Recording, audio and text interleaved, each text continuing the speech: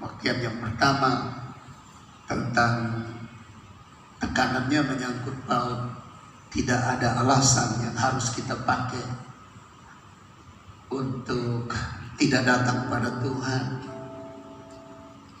Ketika kita datang pada Tuhan, alasan yang pertama karena Tuhan Yesus cinta kita. Kebuktian kedua disampaikan firman Tuhan oleh pendeta Nathan. Seberapa dalam kasih kita kepada Tuhan. Jadi kebaktian pertama, what the reasons you come to the Lord? Apa alasan untuk datang kepada Tuhan? Only one thing, because God first loved me, and now I love God. Sebab alasannya karena Tuhan pertama cinta kita, dan sekarang saya mau buktikan bahwa saya mengasihi Tuhan. How deep we love God. Yang kedua, berapa dalam kasih kita kepada Tuhan, and how deep we know about God. Berapa dalam pemahaman kita tentang Tuhan dan kasih-Nya. Dan sore hari ini mari kita baca firman Tuhan di dalam Yohanes 21. Sesudah serapan, Yesus berkata kepada Simon Petrus, mulai ayat yang ke-15-nya. Simon, anak Yohanes, apakah engkau mengasihi aku lebih daripada mereka ini? Jawab Petrus kepadanya, benar Tuhan. Engkau tahu bahwa aku mengasihi engkau. Kata Yesus kepadanya, gembalakanlah domba-dombaku.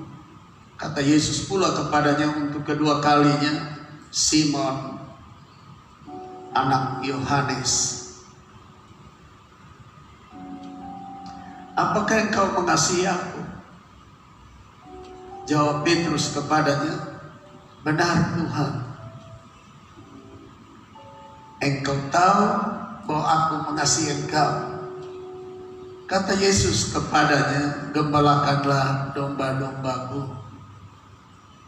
Ayat 17, kata Yesus kepadanya untuk ketiga kalinya, Simon, anak Yohanes, apakah engkau mengasihi aku? Maka sedih hati Petrus, karena Yesus berkata untuk ketiga kalinya, apakah engkau mengasihi aku? Dan ia berkata kepadanya, Tuhan, engkau tahu segala sesuatu. Engkau tahu bahwa aku mengasihi engkau. Kata Yesus kepadanya, gembalakanlah domba-dombaku. Aku berkata kepadamu, sesungguhnya ketika engkau masih muda, engkau mengikat pinggangmu sendiri, dan engkau berjalan kemana saja engkau kehendaki. Tetapi jika engkau sudah menjadi tua, engkau akan mengulurkan tanganmu, dan orang lain akan mengikat engkau dan membawa engkau ke tempat yang tidak kau kehendaki. Dan hal ini dikatakannya untuk menyatakan bagaimana Petrus akan mati dan memuliakan Allah. Sesudah mengatakan demikian, ia berkata kepada Petrus, follow me, ikutlah aku. Nah, Bapak Ibu saudara-saudara, bacaan Yohanes pasal 21, saya tidak tahu Anda sudah berapa puluh kali atau berapa ratus kali membacanya dan mendengarnya dalam berbagai khotbah. Tapi sore hari ini saya akan mengantar kita ke dalam sejumlah pertanyaan Tuhan Yesus. Ketika Petrus dan 6 murid yang lain di Danau Tiberias dijumpai oleh Yesus, lalu Anda tahu ceritanya dari ayat 1 sampai dengan ayat yang ke-4, 5, dan 6. Yesus berkata, adalah pada kamu setelah kamu tangkap ikan semalam-malaman? Lalu kita semua paham dengan baik jawabannya. No anything, tidak ada satu pun juga laut pada kami atau ikan pada kami. Lalu Yesus suruh pukat atau jala dibuang ke sebelah kanan, lalu dapat ikan yang banyak. Lalu waktu tahu dapat ikan yang banyak, seorang murid yang berkata kepada Petrus, itu Yesus. Lalu Petrus loncat ke dalam laut, lalu berenang ke pantai karena tidak terlalu jauh dari pantai. Lalu setelah tiba, sangat menarik. Bukan hasil daripada pekerjaan mereka yang banyak ikan 153 ekor besar-besar itu yang mereka dapat, yang Tuhan Yesus suruh panggang atau bakar untuk dimakan. Tapi Yesus bilang, mari makan, karena sudah ada ikan panggang lebih dahulu di atas api, dan sudah ada roti yang dihangatkan di atas api. Dia bilang, mari dan makan. Bapak Ibu saudara-saudara, saya waktu membaca ayat ini, saya menemukan begitu banyak pertanyaan Tuhan Yesus. Dan pertanyaan yang pertama, yaitu Yesus tanya sesudah makan. Nah, sebelum Yesus tanya sesudah makan, Anda tahu toh kalau orang berbuat salah? Anda tahu toh kalau orang berbuat yang tidak menyenangkan kepada bosnya? Anda tahu toh kalau Anda pegawai biasa bikin melukai hati kepala biro atau kepala bahagia atau kepala seksi atau bos paling besar, yang ada di dalam pikiran waktu ketemu dia, ini saat saya di reshuffle ini pasti saya diganti atau dipecat atau ditolak atau dicoret dari jabatan murid atau jabatan rasul. Atau kalau tetap bekerja sama kayak orang-orang yang tidak lolos tes wawasan kebangsaan di KPK, tidak dapat jabatan, kasih keluar, kasih berhenti, lalu masih perkara sampai hari ini. Kira-kira itu ada dalam benak Petrus. Saya sudah menyangkal dia, saya bersumpah aku tidak kenal dia, sekarang dia ketemu saya. Sekali lagi, pasti dalam benak dan dalam pikiran daripada Petrus, saya di reshuffle, saya diganti, saya dipecat, saya ditolak, saya dicoret dari jabatan rasul atau murid.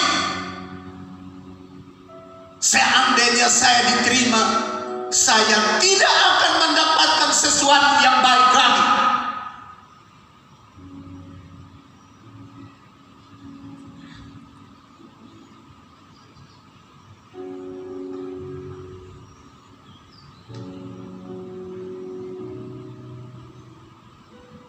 Peter thinks he will be reshuffled.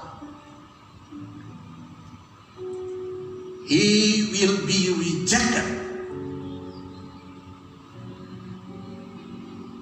He will drop out from his position. And he cannot get anything good when Jesus receives him again. Jadi dia pikir seperti itu. Dan ini normal, semua orang kalau sudah buat salah kepada bos atau kepada pimpinannya, lalu salahnya adalah salah yang fatal, seperti Petrus buat kesalahan fatal. Pasti ada di otaknya, hatinya, aduh, ini pasti saya sudah diganti, ini pasti saya sudah ditolak, ini pasti saya sudah dicoret, ini seandainya saya diterima, turun jabatan atau tidak dapat sesuatu yang baik lagi. Di saat Petrus berpikir seperti itu,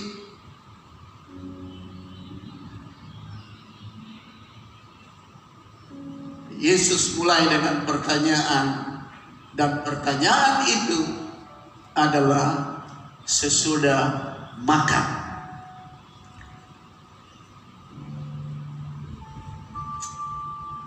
Saya rasa juga kalau saudara diundang makan salah seorang, seandainya Anda pernah lukai hatinya, pernah menyakiti dia, kalau dia undang saudara makan,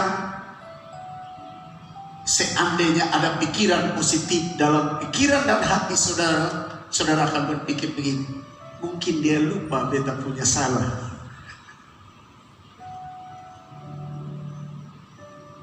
Mungkin dia sudah tutup kesalahan saya, sehingga dia undang saya makan. Tidak ada musuh yang benci saudara undang saudara makan. Ingat baik-baik. Tidak ada orang yang membenci saudara lalu bilang,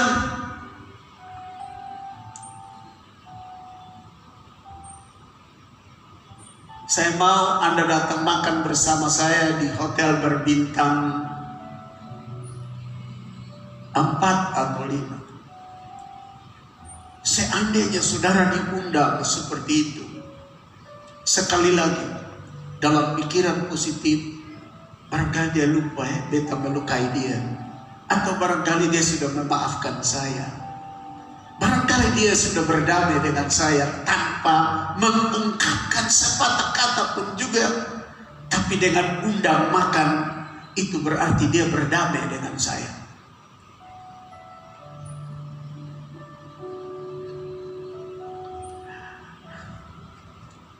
Saya mau cerita satu cerita.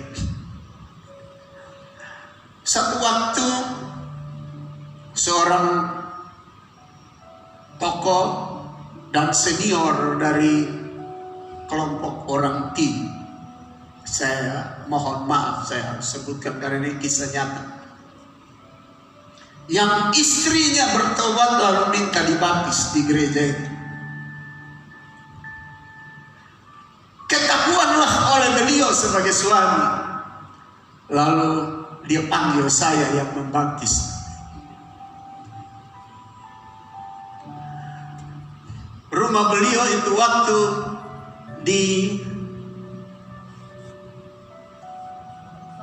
Kampung Solor. Jadi saya pergi, jantung saya berdebar-debar.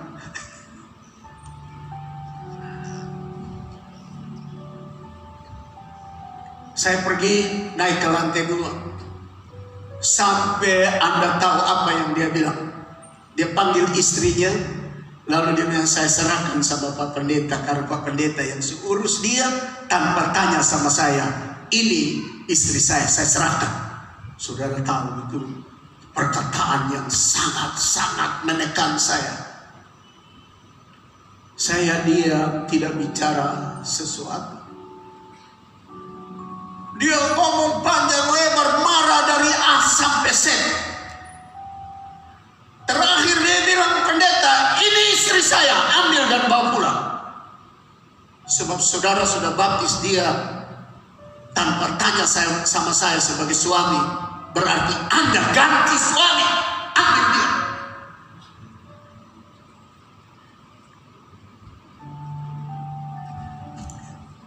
Saya diam, tidak ngomong sepatah kata pun juga. Setelah dia ngomong habis, tumpahkan seluruh amarah dan kejengkelannya, kebenciannya, semua keluar. Sudah tidak ada kata-kata lagi, saya tidak sambung.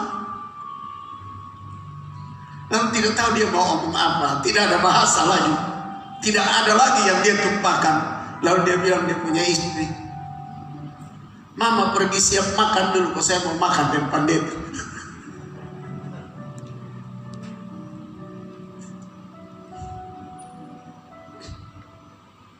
Saya juga diam, tidak ngomong apa-apa. Setelah siap, dia bilang, "Mari Pak Pendeta kita pergi makan." Malah dia korek sedikit sama saya, pergi makan. Saya mulai rasa dia sudah mulai berdamai dengan saya. Sebab kalau dia benci saya, dia tidak togor saya makan. Dia tidak undang saya makan. Saya pergi, saya duduk diam. Kita satu lihat satu, istrinya duduk di situ. Waktu itu ibu gembala ikut juga kan? Tidak, ikut juga ya. Senior, orang yang dihormati oleh orang tua itu duduk di situ. Kita satu lihat satu. Saya pikir saya tidak mau berdoa, biar dia yang ngomong banyak berdoa. Tapi dia bilang, "Pendeta berdoa." Saya makin rasa. Tadi dia benci, sekarang dia betul-betul mungkin dia sadar dia punya omong semua salah, dan dia mulai berdamai, undang saya makan. Saya berdoa. Selesai berdoa, kita makan, sudah cerita yang lain.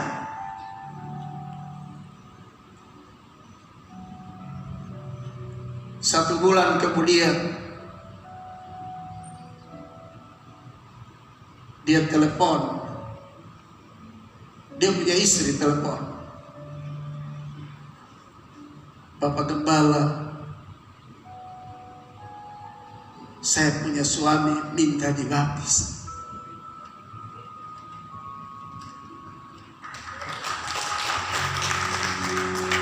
Dan saya mau angkat cerita ini. Seandainya kita salah dan kita berpikir kita buat salah terhadap seseorang atau bos, pasti dalam pikiran kita hubungan kita sudah putus, semua sudah putus, dipecat, diresahkan. Tetapi waktu diundang makan, itu signs when someone invite you come to his table to eat together, although he is your enemy. Remember, he has planning to make peace with you. Saudara tahu, sekejam apapun juga karena kesalahan kita, sejahat apapun juga karena kesalahan kita, dan kita berpikir bahwa tidak ada harapan buat kita, tapi kalau dia undang kita makan ke dalam perjamuannya, sebenarnya dia sedang menyiapkan langkah damai dengan kita. Ada amin. Berikan dulu sanjungan bagi. Jadi Yesus waktu selesai makan, artinya selesai mulai berdamai, lupa akan perbuatan Petrus.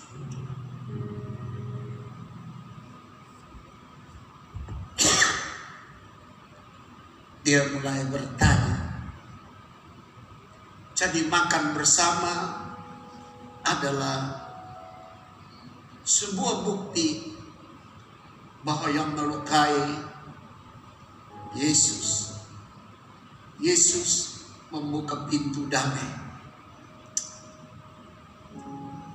Waktu saya sampai dalam ayat ini, setelah makan Yesus ngomong dengan pertanyaan-pertanyaan selanjutnya. Saya mendapatkan bahwa Tuhan Yesus selalu melayani kita di saat kita ada pada posisi melukai dan menyakiti dia. Dia melayani keperluan lahiriah sampai keperluan rohani kita. Dan waktu ia melakukan seperti ini, sebenarnya dia mulai dengan langkah berdamai dengan kita. Sebab tidak ada musuh yang dia undang atau orang yang kita lukai, dia undang untuk duduk makan sama-sama dengan dia. Kalau dia belum ada hati damai, kalau dia tidak berkeinginan untuk damai, Petrus yang begitu kejam dan jahat, yang menyangkal dan bersumpah, hari itu masuk ke dalam ruang lingkup yang disebut berdamai dengan Allah.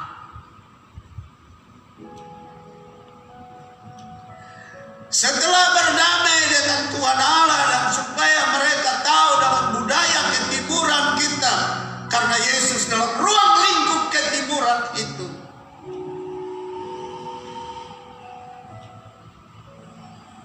baru dia mulai bertanya. Dan waktu bertanya, setelah saya coba mencerna dan menganalisa kata-kata dalam Yohanes pasal 21 itu, Yesus bertanya kepada Petrus, tidak menggunakan nama yang Yesus berikan kepada dia, yaitu Petrus atau Kefas, tetapi dengan nama asal usulnya yang sangat buruk, yakni Simon anak Yunus. Dia tidak bilang Petrus, tapi dia bilang Simon. Ini nama lama, dan nama lama ini tersandang pada nama ini buruk sekali.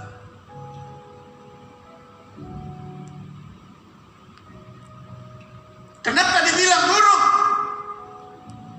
Anda masih ingat nubuatan Nabi Yesaya dalam Yesaya pasal 6 pasal 9 yang berkata, tanah yang dinaungi oleh kekelaman dan kegelapan akan terbit, dan sudah terbit terang, dan terang itu sudah datang.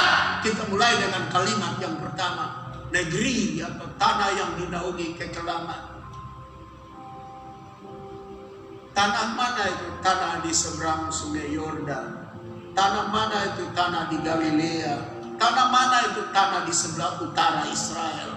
Tanah mana itu? Tanah yang ada di daerah Galilea.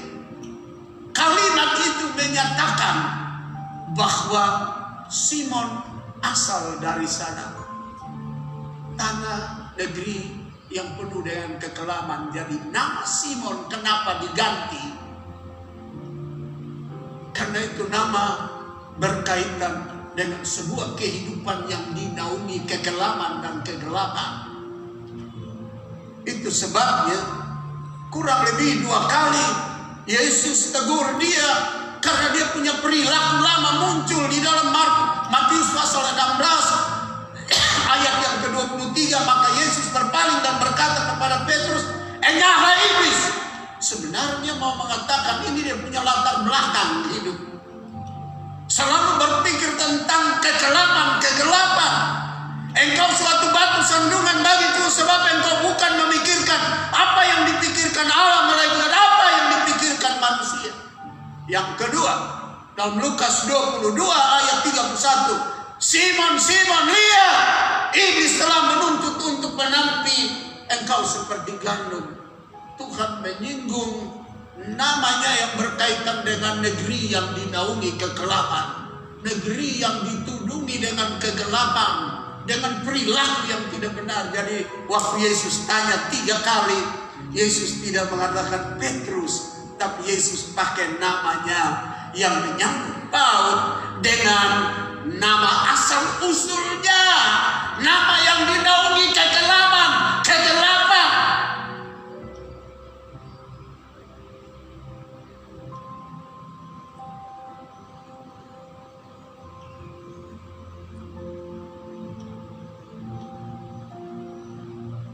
Sebenarnya apa tujuan Tuhan tanya dengan pakai nama lama, bukan nama baru? Supaya Petrus menyadari bahwa dia sudah ikut Tuhan, tapi asal usul belum mengalami kelepasan, belum mengalami keputusan, belum dibebaskan, belum dilepaskan. Makanya dalam persekutuan karismatik Pentakosta, seorang yang bertobat perlu mendapatkan pelayanan kelepasan dari asal usulnya. Rentetan kutuk orang tuanya, rentetan kutuk yang dia buat sendiri, rentetan kutuk daripada sukunya, kebiasaan buruk dari orang tuanya perlu diputuskan dari kehidupan kita. 3 kali Yesus bertanya, 2 kali menjawab yang sama, dan ketiga berbeda. Mari kita lihat jawaban pertama dan yang kedua sama. Sesudah serapan, Yesus berkata kepada Simon Petrus, "Simon, anak Yohanes." Jadi dia tidak tanya Simon Petrus, tapi dia bilang Simon, anak Yohanes, "Apakah engkau mengasihi aku lebih daripada mereka ini?" Apakah Simon yang ikut Tuhan, yang masih berkaitan dengan asal usulnya yang sangat buruk itu,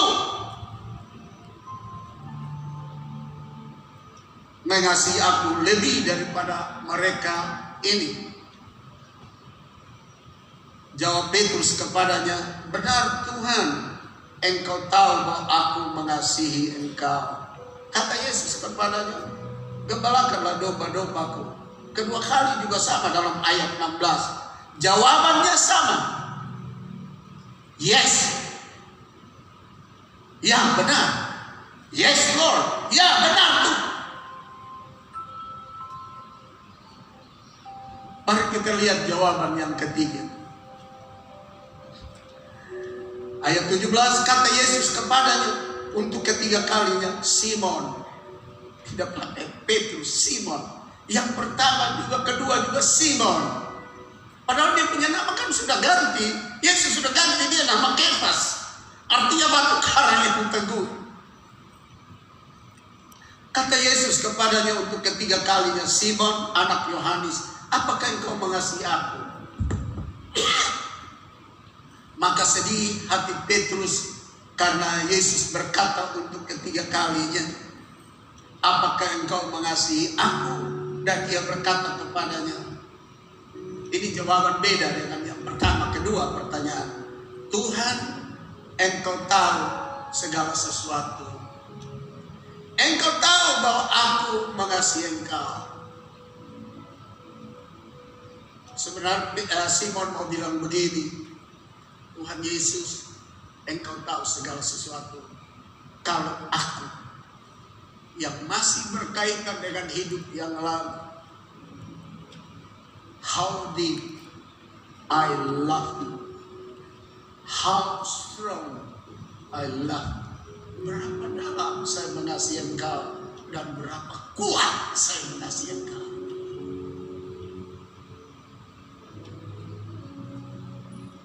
Jawabannya mulai berbeda. Dia baru menyadari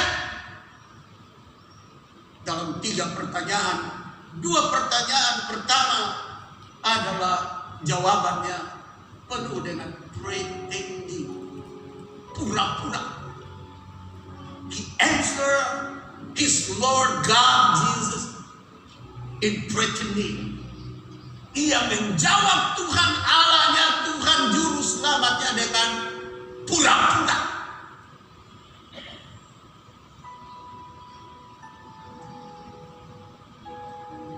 Nanti yang ketiga, baru sesungguhnya dia menyadari, kalau saya yang masih menyandang kehidupan lama, sulit. Aku berkata, "Benar Tuhan, engkau tahu bahwa aku mengasihi engkau."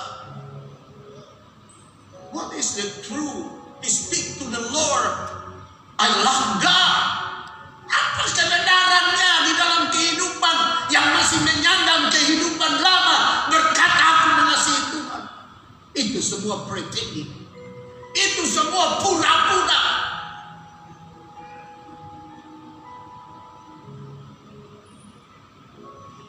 Semua itu adalah kemunafikan. mau kasih tahu, kalau kita ikut Tuhan, dan sekalipun Tuhan sudah memulai langkah awal berdamai dengan kita, dan hidup lama kita masih mengikat kita, kita penuh kepura-puraan, kita penuh kemunafikan, kita menjawab sesuatu yang tidak ada pada posisi sadar. Nanti ketiga kali baru Petrus dia sadar. The number 3 judge Simon realized he is a sinner. Ketiga kali baru dia sadar bahwa dia orang berdosa. Tuhan tidak panggil dia, Kefas, apakah engkau mengasihi aku? Tapi Simon, are you love me? Manusia yang masih mengenakan hidup buruk, apakah engkau mengasihi aku? Lalu dia jawab, Tuhan. Dia tidak jawab lagi, bilang, yes, I love you Lord. Dia tidak jawab itu lagi. Dia bilang, Tuhan, you know my heart, you know who am I, you know if I love you. Dia jawab, Tuhan, engkau tahu kalau saya mengasihi engkau. Tuhan, engkau tahu sesungguhnya siapa saya. Dan Tuhan tungguin the Lord Jesus Christ with every mankind to speak honor to the Lord. Tuhan Yesus tunggu orang berdosa untuk bicara jujur di hadapan Tuhan.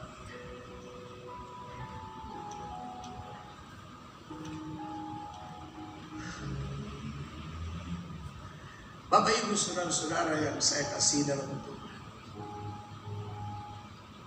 sekali lagi pertanyaan Yesus adalah pertanyaan yang menyadarkan. Selalu Tuhan tanya bukan untuk reshuffle kita. Selalu Tuhan tanya tentang kehidupan kita bukan untuk kita dipecat, ditolak, dan dibuang. No. Jesus waits to awaken our heart, our mind. Pertanyaan Tuhan selalu membangkitkan, menyadarkan hati pikiran kita. Dan sebenarnya pertanyaan Tuhan Yesus itu memiliki makna-makna ini. Yang pertama, sebenarnya Yesus berkata, apakah Simon yang masih melekat dengan hidup lamamu, engkau lebih mengasihi aku lebih daripada 6 sahabatku? Karena mereka ada 7 orang kan di tepi pantai Tiberias tangkap ikan semalam-malam itu, yang bersama-sama dengan engkau. Yang kedua, apakah engkau mengasihi ikan-ikan yang begitu banyak yang baru engkau tangkap? Yang ketiga, apakah engkau lebih mengasihi perahu dan jalamu yang ada lebih daripadaku? Yang keempat, apakah engkau mengasihi pekerjaanmu lebih daripada aku? Pertanyaan ini untuk mengingatkan, menyadarkan. This question to awaken. Pertanyaan ini untuk menyadarkan dia, karena dia pernah ngomong kepada Tuhan Yesus dan kepada murid-murid yang lain, kawan-kawan yang lain, dalam Lukas 22 ayat 33.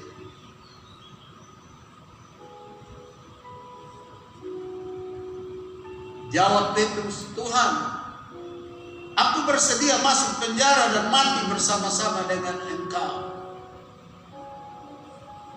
Tapi sekarang dia lebih lebih senang dengan 6 temannya. Dia lebih senang dengan ikan-ikan yang baru dapat, maka itu dia pergi cari ikan. Dia lebih senang dengan perahu dan pukat dan jalannya daripada Tuhan. Dia lebih senang dengan pekerjaannya. Dan Tuhan tanya, apakah engkau mengasihi aku lebih daripada semua itu? Dalam bahasa Inggris, kalimat itu memiliki arti yang luas. Semua itu tuh yaitu teman-teman yang ada. Semua itu tuh ikan-ikan yang baru dapat. Semua itu tuh adalah perahu dan pukat. Semua itu yaitu pekerjaan. Dalam bahasa Indonesia hanya menyangkut paut dengan orang berpikir tentang hasil. Do you love me more than your 6 friends who are with you? Do you love so many fish you get today? Do you love your boat and your net? Are you love your work more than me?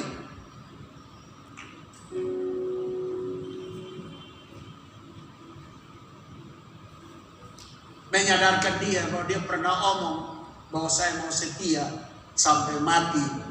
Dia bilang, aku bersedia masuk penjara dan mati bersama-sama dengan engkau, sekalipun kalau semua lari. Dan Yesus tanya, bukan Kefas, apakah engkau mengasihi aku? Dan dia tanya, Simon, ini menyangkut buat hidup lama.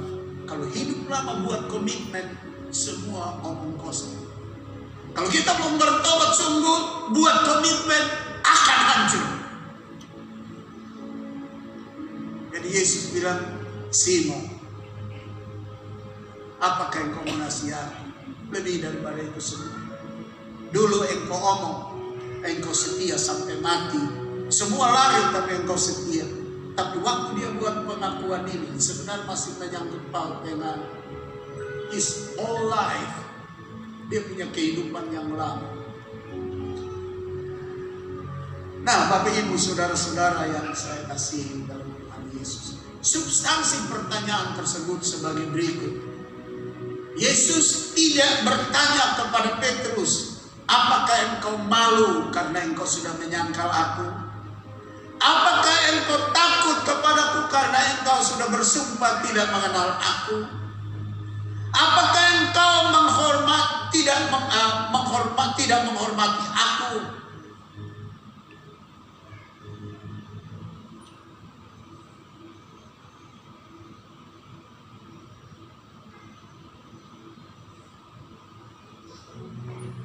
Apakah engkau dalam posisi itu engkau tidak mengasihi aku? Hal yang paling penting dalam pertobatan bukan berapa kali kita menangis ketakutan, berapa kali kita berpuasa karena kita kehilangan jabatan,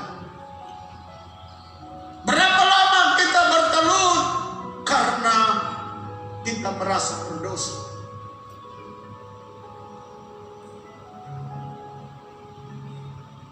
Tetapi seberapa besar yang Yesus tanya, how bigger, how deep you love me. Tetapi seberapa besar kasih kita kepada Tuhan.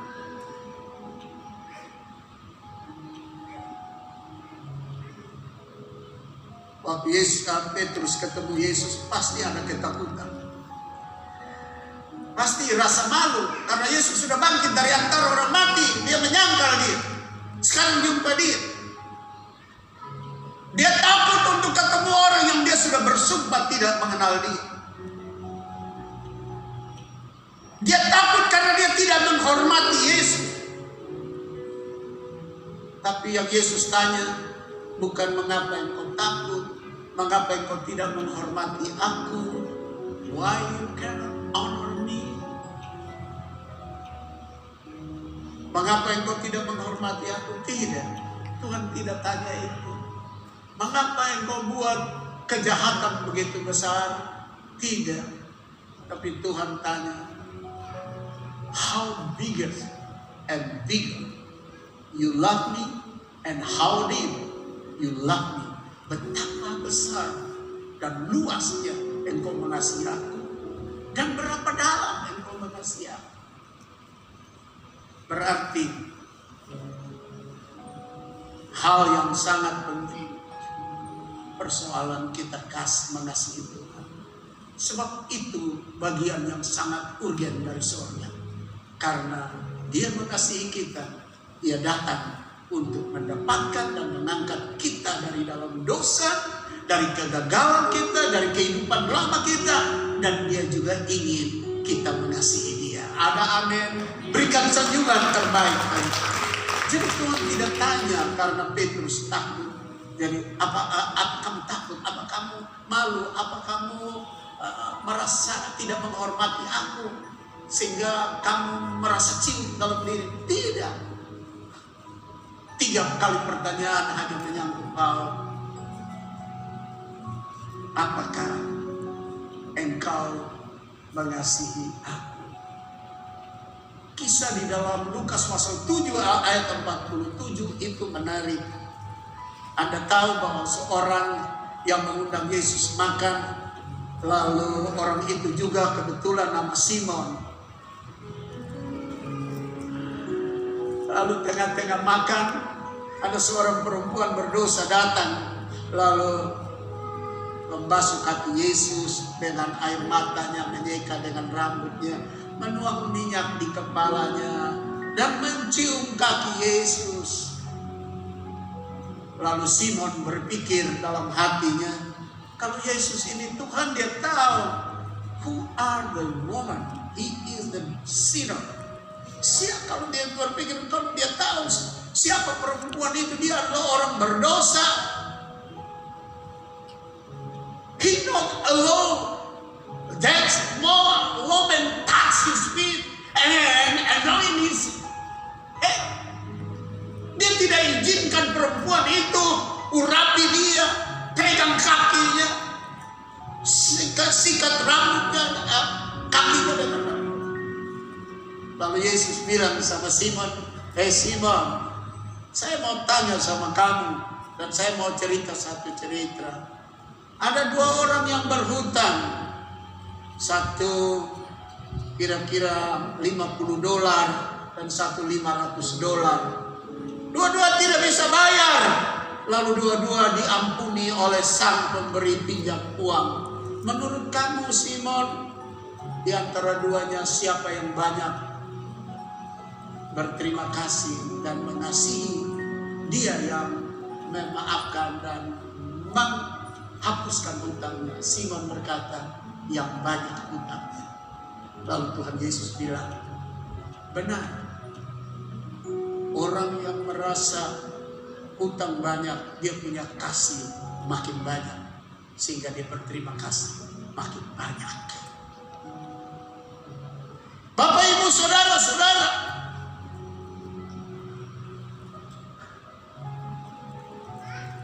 ternyata kasih dasar yang kokoh dan kuat.